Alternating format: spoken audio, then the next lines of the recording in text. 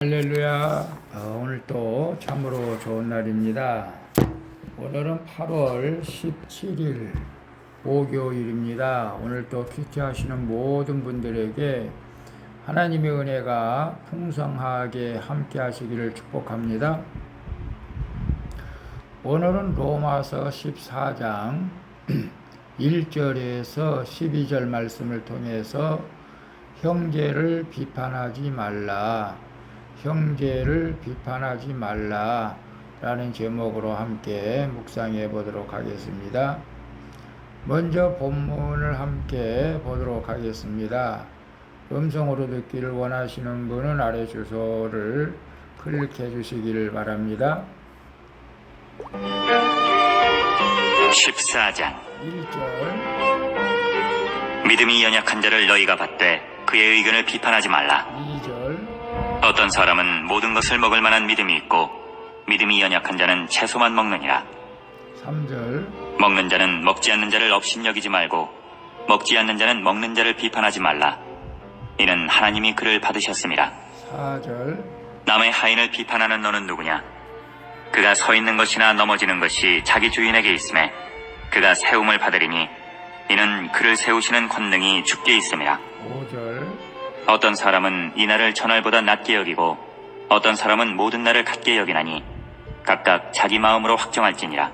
6절, 나를 중히 여기는 자도 주를 위하여 중히 여기고 먹는 자도 주를 위하여 먹으니 이는 하나님께 감사함이요 먹지 않는 자도 주를 위하여 먹지 아니하며 하나님께 감사하느니라. 7절, 우리 중에 누구든지 자기를 위하여 사는 자가 없고 자기를 위하여 죽는 자도 없도다. 8절, 우리가 살아도 주를 위하여 살고 죽어도 주를 위하여 죽나니 그러므로 사나 죽으나 우리가 주의 것이로다.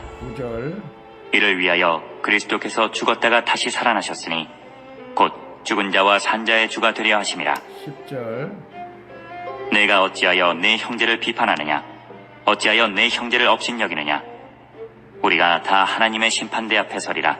11절, 기록되었으되 주께서 이르시되 내가 살았노니 모든 무릎이 내게 꿇을 것이요 모든 혀가 하나님께 자백하리라 하였느니라. 12절, 이러므로 우리 각 사람이 자기 일을 하나님께 직구하리라.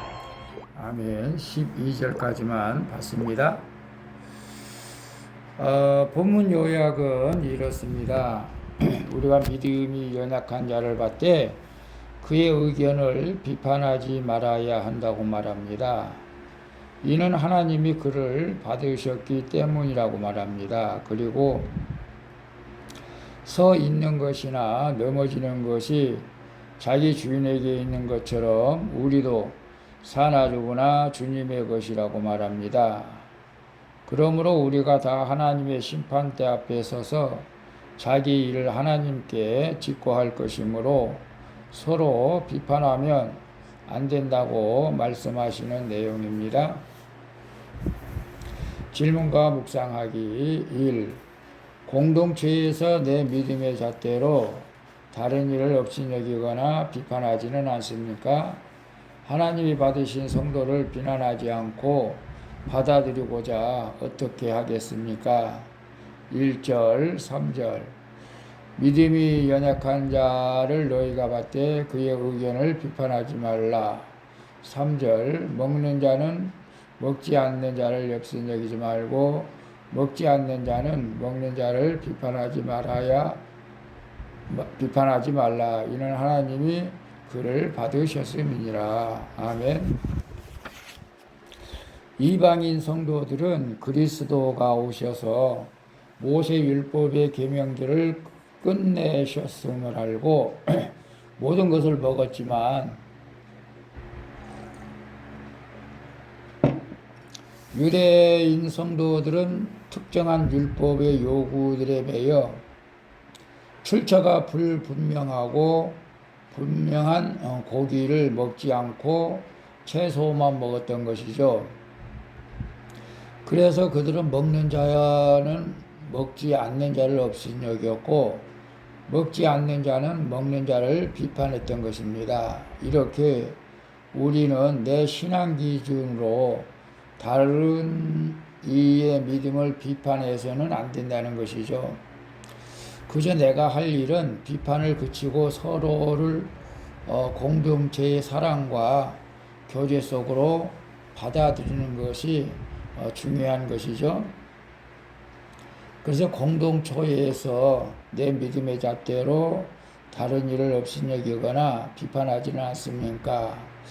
하나님이 받으신 성도를 비판하지 않고 받아들이고자 어떻게 하겠습니까? 물론 초대교회에서는 먹는 것, 즉 우상숭배한테 바치어진 음식을 먹는 것, 그런 고기를 먹는 것, 안 먹는 것 가지고 따지고 우상에게 바치어진 어떤 음식을 먹게 되면은 믿음이 없다고, 그렇게 해서는 안 된다고 비판을 했던 것이죠. 오늘 우리는 그런 일은 없는데, 우리가 믿음의 기준이 물론 하나님 말씀 성경이긴 합니다. 근데 내 신앙 기준은 무엇일까? 저는 목회하면서 참 특히 우리나라에서는 이 술, 담배가 굉장히 많은 판단을 받게 되는 경우가 많습니다. 그래서 물론 교회 다니면서 예수를 진짜로 믿는다면은 술, 담배를 안 할 수도 있죠. 또 믿는다고 해서 또 그것을 아직도 절제하지 못한 분들도 있습니다.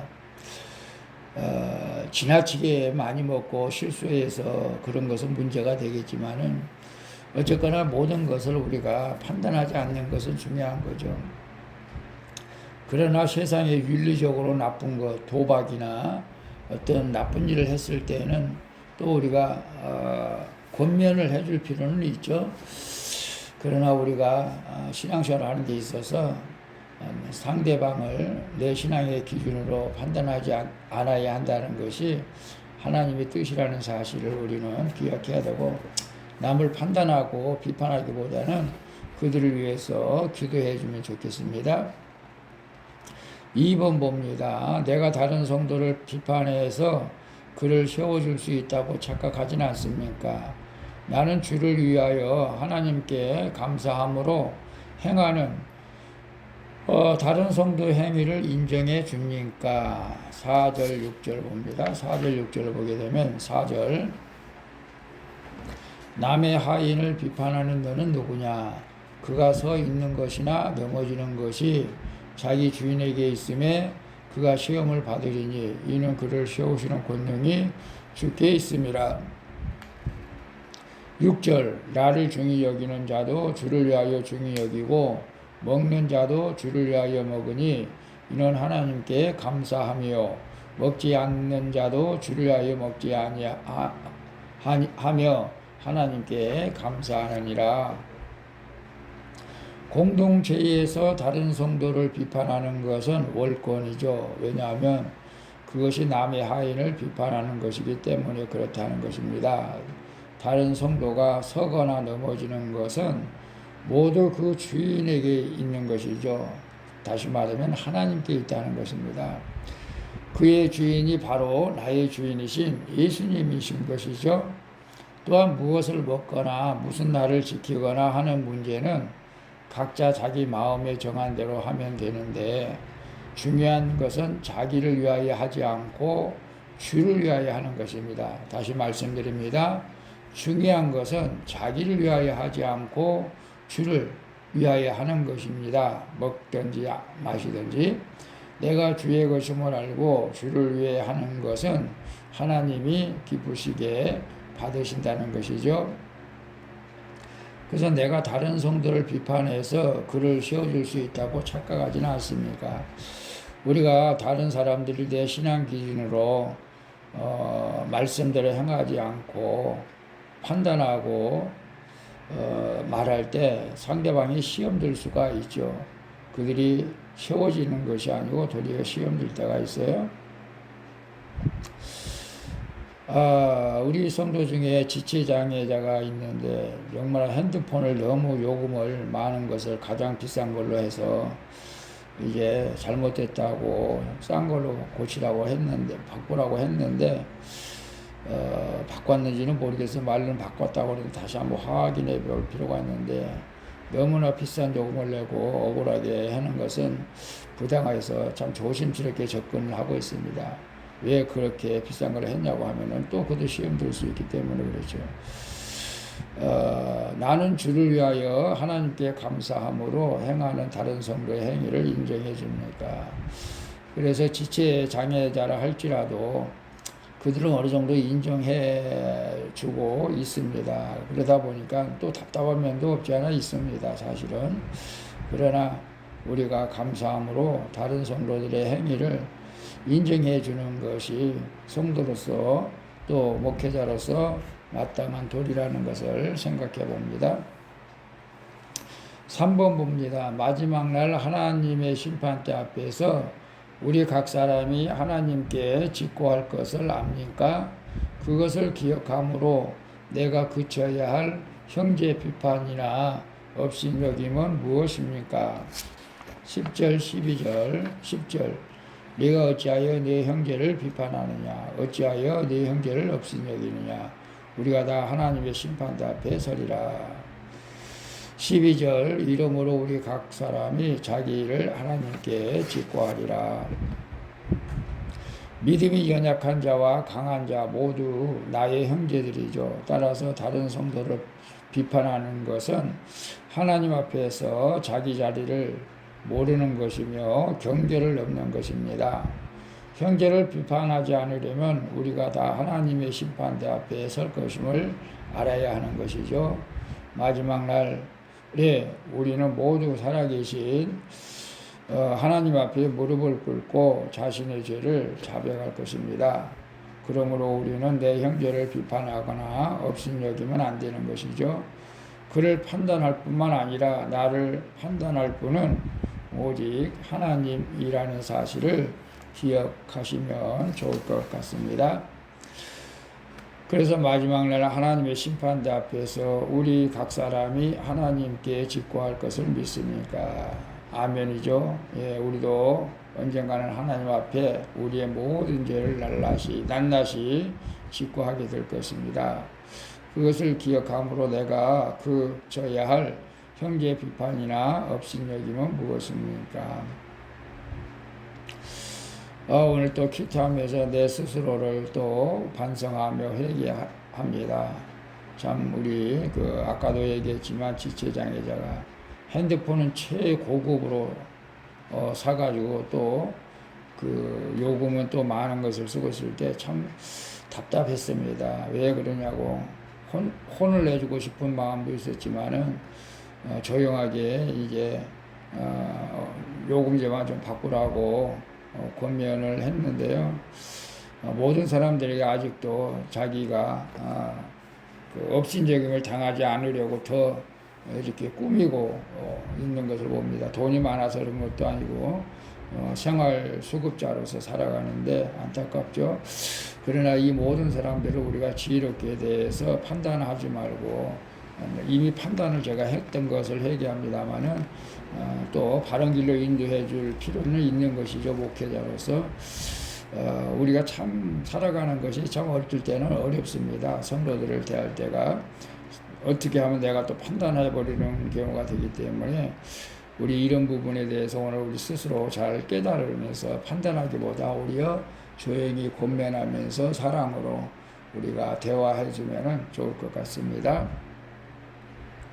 기도하겠습니다. 주님, 하나님이 받으신 성도를 비판하고 업신여겼던 죄를 회개하오니 용서해 주시옵소서. 이제는 사나주구나 우리가 주님의 것임을 알고 무엇을 하든지 주를 위해 하며 하나님께 감사하게 하여 주시옵소서. 그리고 우리 각 사람이 마지막 날 하나님의 심판대 앞에 설 것을 기억하고 비판을 그치고 자기 죄만 보게 하여 주시옵소서. 나의 죄와 허물을 위해서 십자가에 돌아가신 예수 그리스도의 이름으로 기도합니다. 아멘. 우리 찬송가 420장 너 성결기 위에 함께 찬양 부르고 마치도록 하겠습니다. 오늘도 수고하셨습니다. 복된 하루 되시기를 바랍니다. 샬롬.